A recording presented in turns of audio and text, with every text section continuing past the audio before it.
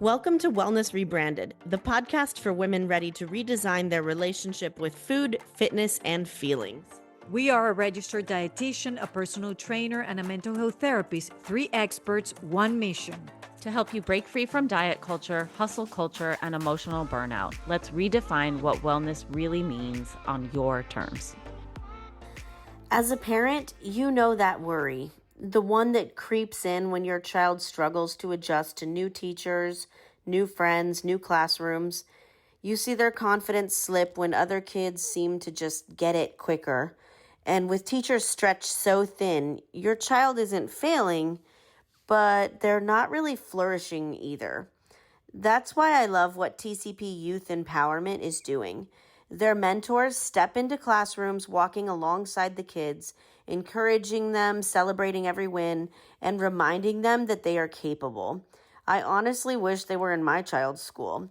Right now, they're just in 4 schools in Anne Arundel County, but with our support, they can reach so many more. So please, text TCP to 44-321 or visit tcpyouthempowerment.org and give today, because every child deserves an adult in their corner, and your gift can put one there.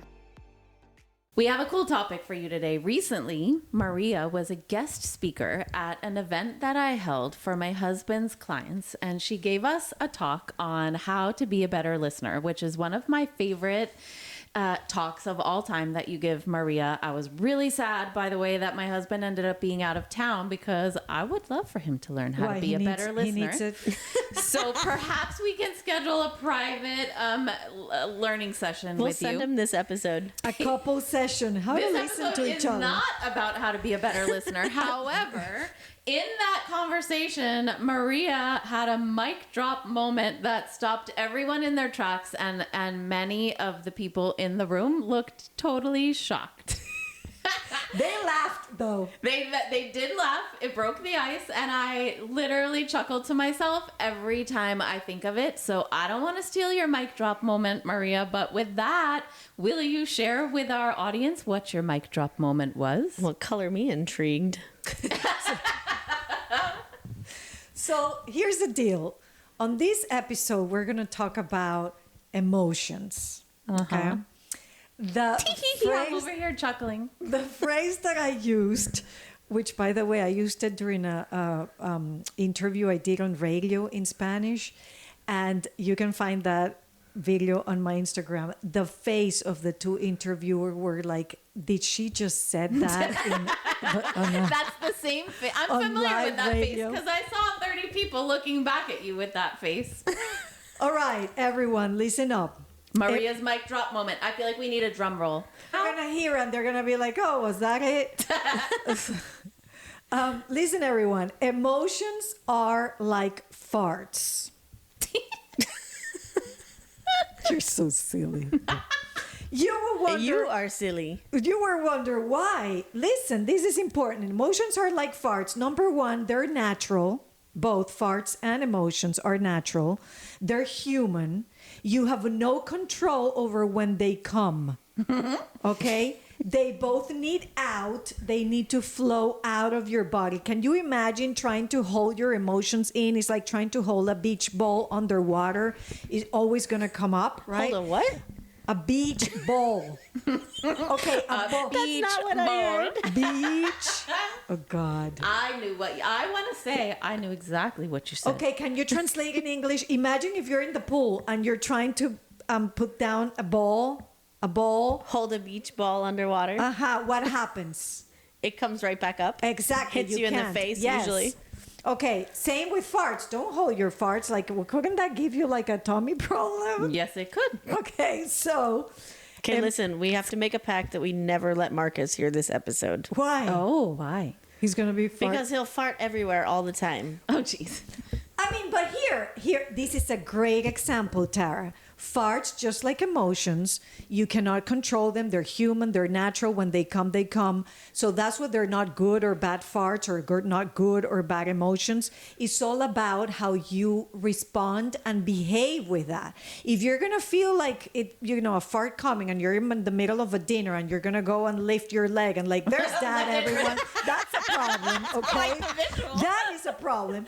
That is a visual. Okay. Yes, by the way, she did go into this detail in this conversation. No, I didn't. Well, similar. And then, but just like emotions, is the same thing. There's no good or bad emotions. It's how you behave and how you respond when you have that emotion. So if you feel anger, let's say, and your response or your behavior is to slam doors or go, kick your neighbor's mailbox, Scream that at is a people. problem, right? So same with happiness, because people believe, well, sadness or anger are bad emotions and happiness is a good one. Not really. What happens when you're exaggeratedly, if that is even a word, happy, it's called mania. And that's a problem too. That makes you, it makes you do a lot of stuff. So there are no good or bad emotions. They're just emotions. And emotions are information. They bring a message to you. They're like, I call it your internal GPS. They give you direction. And that's why it's so important to know when the emotions come and how do they show up in your body and what is your usual behavior with those emotions. And it's the famous concept of emotional intelligence. That is very, very important, because maybe you don't know this, but your emotions are already guiding your life. Because again, I always say there's only one group of people that don't have emotions. Tara. Dead people. Correct. Yay! 1 point for Tara. She needs a sticker. See, I've been learning things too. Sticker for you. So only one group of people. So if you're feeling these all the time, they're coming naturally. You cannot control them. Again, like farts. We need to establish a relationship with these things, right? Like, what's happening and how are they guiding my life? So I'll give you an example. Of a clear example that can come to my mind. About 2 years ago, I was traveling to Spain because my mom lives there, and I was just going to visit her. And then I have this friend that owns a really nice place where you can do like events. Like, imagine it has like a huge wall-to-wall screen where you can display your stuff. And she's been following me on Instagram and seeing the work that I do. And she's like, Maria, since you're coming to Spain, why don't we do a workshop in my space for people here? My very first reaction talking to her, I'm like, no, thank you. No, I'm just going to see my mom and I want to go relax and travel. But where did that hell no, I don't want to came from? I don't know. Fear? Yes. It was Wow, you're on fire today, Tara. Plain pure fear. Once you start that relationship with your own self of knowing when those emotions come and how they can guide your decisions, or how you see different things, it brings so much information. So I took a second and then a conversation with another friend, and I was like, this is coming solely from my fear. I'm afraid of failure. I'm afraid of doing something really out of my comfort zone, because I don't know how people in Spain, what they think about mental health, and how am I going to market this, and what if nobody comes, and there I am in Spain with nobody, and then I'll have to bring my laptop with me, and I'll have to have a PowerPoint ready before I go. All these limiting beliefs, but even limiting beliefs come with an emotion. Right? Because remember, human beings were that combination of three things: your thoughts, your emotions, and your behavior. So I did it, ladies, and it went great. And guess what? The emotion after that was excitement and curiosity and feeling proud of myself. So all this to say that emotions are key. Paying attention to your emotions is, there you go. If you want to start somewhere in your mental health journey, start there. So how do people start there? Let's say, so isn't it Brene, I don't know how you feel about Brene Brown, but doesn't love her. she love have her. this famous thing, I think in her Atlas of the Heart work, that as most humans can only identify 5 core emotions in the moment that they're actually feeling them. And it's like the most obvious is ones, they like that they happy, identify sad. them, or is because those are the universal ones? Those are the ones that everybody recognized. Well, I believe what she says is, like, through the research that they've done, they've done studies that in the moment when people are feeling the emotions, they can only identify like maybe 5 of them. But really there's many, I don't know how many dozens of emotions, but just I think her point is that we're not taught to identify them. We're not in touch with them. We don't know how to be in touch with them. And sometimes I provide an emotional word wheel to my clients, like when we're working at emotional eating, and there's those ones in the hub center. of the wheel that are like, you know, happy, sad, angry, whatever. The similar ones, then there's like an outer wheel that are more refined, and then even a third wheel that's even more refined from that. But a lot of people, myself included, if I were to critique myself as a parent, I probably didn't do a great job of teaching my kids how to tune into their emotions because I didn't know. Right. I mean, I don't think I did like And that's okay. a horrible job, but I don't think I did a great job. I think I could do a better job of that now. But I think we're not really taught. So No, we're where do not. you start if somebody doesn't know? What would you, if I walked up to you and was like, I don't know, Maria, my emotions befuddle the heck out of me. Can I just say, like, side note, Maria, before you answer that question, I love the movie Inside Out for I this. gotta watch that movie. I've heard about it talked so many times. Essentially, it personifies our emotions. Yeah. And so you see, like, what anger's doing, I what wonder if joy it was is a mental health doing. therapist that I think they did. Yeah, that's cool. They Super great. consulted. I need to with- watch it. Yeah. And it's interesting because it shows you throughout the lifespan, like, here's a little kid, baby, and their range of emotions. And now we have teenagers interesting. that are totally different. I'm traveling for a conference tomorrow. I'm going to download it. You just inspired me to I watch like on it. the It's a plane. great movie. The first one and the second one are good. Okay. And so I think to answer your question, start the exploring of your emotions. Downloading that emotional wheel, for those of you who heard what she said, just Google emotional wheel, and it's going to be a big wheel that has some basic emotions on the center, and then it expands to all the things that could be behind that emotion. Because, for example, I always say this as well, with anger, right? Usually there are a lot of things behind anger or underneath anger. They say that anger is like the peak of the iceberg, but then underwater is all these emotions. So think about it.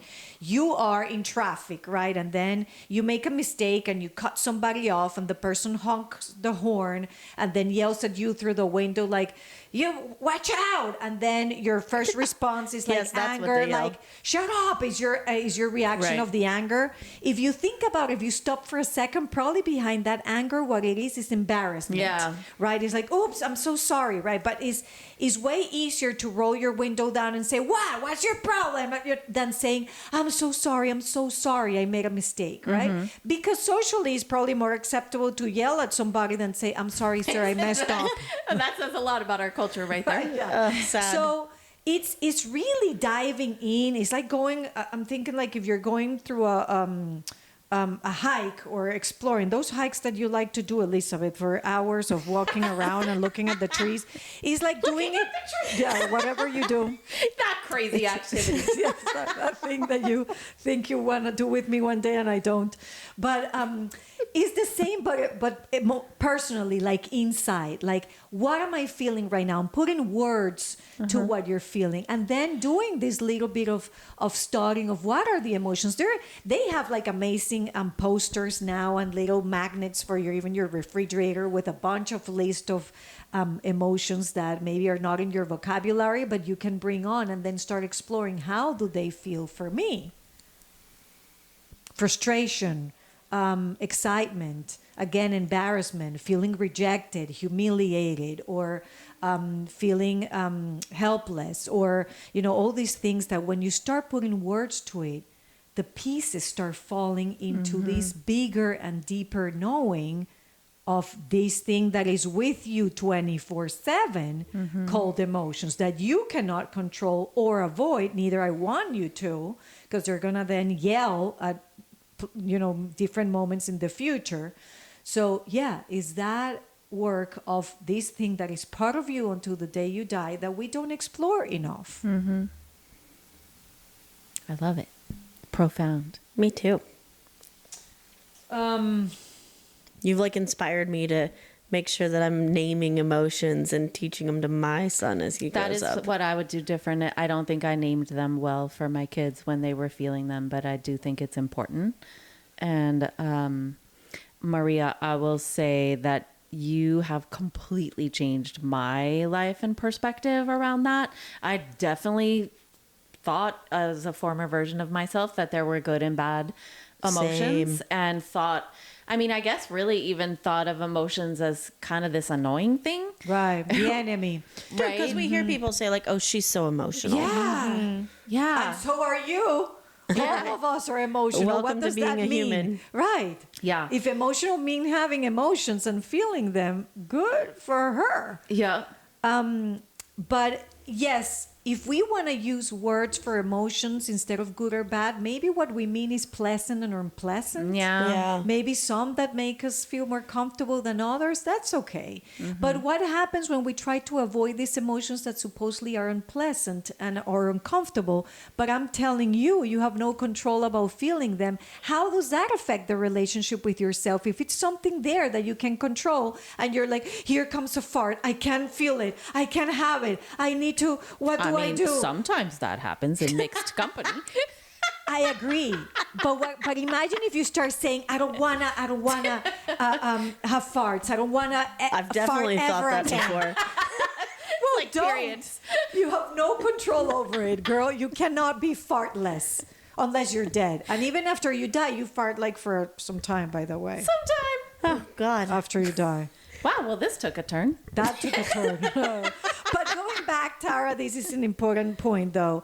The way I think a great way to model this with our kids is just to feel them publicly, like being in the car. Like I told you guys, my neighbor and friend passed away. It's going to be a year ago, and I had to cry in the car several times. It doesn't matter when it came. It could be right after I picked them up from school. It could be before I went to bed, and then I would say, "And Mommy, you're crying." Yes, I'm feeling sad right now, and I'm letting that sadness out because I miss Miss Jen, right? And then that's it. Or Mommy's happy right now, or you know what? Mommy's really scared. I'm scared, and I tell them I have this presentation and now it's with a lot of people and I'm really nervous and anxious and I'm scared, and that's okay because it's part of it. So imagine embracing that. I love it. I do too. That feels very like liberating. So takeaways. What are your takeaways? Well, for me, I want to Emotional like people. change my behavior and like notice and name my emotions more around my child, so that he grows up knowing that there's a full range of emotions and they're Especially all as a acceptable. boy. Especially as a boy, totally. Notice them and pay attention to them and verbalize them. Expressing emotions, it's a good thing, right? Again, it's all about how you express them. That would be the work to do on, but expressing emotions is a way of letting them flow and come out. Yeah, I think the idea of just considering your relationship to your emotions, I never really thought about it quite that way. And also just that it's not the emotion itself that is problematic, but perhaps considering your reaction to certain emotions or how you react when you're feeling certain emotions. And I know I'll share personally, one way that I've really been trying to get in touch with my emotions this year is through journaling, which is something that I never did before, and it has been really helpful. And it's amazing to me when you start journaling, you're like, oh wow, I didn't even know I was feeling that thing. Yeah. But there it is on paper, so it must be true. And Must be. pay attention to the way you respond to emotions if it was learned. What Yeah. did you watch at home growing up? How was anger expressed? Or was it not expressed at all and something that you hide because it wasn't a good emotion? Or all those Yes. things you learn also growing up and seeing it from grown-ups, how they express their emotions and what's socially acceptable. Even if it wasn't socially acceptable, the way it was done. So we didn't know any better. So my takeaway for all of you out there, my takeaway from listening, hopefully for you from listening to this episode, is really hard to lead a life, your life, whether it is professionally or personally, if you don't know how you feel inside. So once we conquer that and we get to know ourselves deeply in that way, it will usually be easier to lead the life that you want, that you deserve, and the life that is going to make you feel aligned with what is happening outside and what is happening inside of you. Yeah, going back to kind of how we started the episode, Maria, your workshops are amazing. You are a very gifted, funny, knowledgeable speaker with so much to share. Oh, And I thank know you. you Can go you repeat that? Okay. around to organizations and lead workshops, one of which is my favorite one, How to Be a Better Listener. So people should definitely reach out. You will not ever be sad to have Maria speaking to your organization, I promise. Well, if you're local too, I have one coming up with the Emotional Fitness Studio in December or somewhere. Cool. So come to that. I will also say that the three of us spoke at an event last week in Baltimore, and the host asked the participants, like, who was the best speaker today? Who was the funniest? And like, without hesitation, the entire room screamed, Maria! Oh, and I wasn't there. That Oh, sucks. you weren't I there. know. Yeah. I they believe the definitely did words that. were, Maria Winters changed my life. Yes. Yes. Seriously, that was said that as is well. what she stood up and said. It was, I can't believe you weren't there for that. Yeah. I wasn't. I was probably in the bathroom looking for food, stealing the means Hopefully from not in the bathroom. There's no means food from in the the front bathroom. Yeah, desk. right? No, I mean separately, coma. Bathroom coma or get it? But hey, if you want to eat in the bathroom, no judgment on this podcast. Maybe a little bit. Maybe. Thank you for listening. If you like this episode, please download, review it, share it, give us a shout out, all the things to help us spread the word and get it into more hands. Helps us record more episodes for you. Thanks for being here. Thank you for listening. If you want to connect with me outside of this podcast, you can find me on Instagram at coaching_therapist. I'm Elizabeth. You can find me at Elizabeth Harris Nutrition or in my Facebook group, Health and Healing with Intuitive Eating. And I'm on Instagram and Facebook at Tara DeLeon Fitness. Guys, if you loved this episode or any of our other episodes, we would love it if you would leave us a review on Apple Podcast. It really, really helps us get the non-diet word out to the rest of the world. So please leave us a review. Yes, thank you.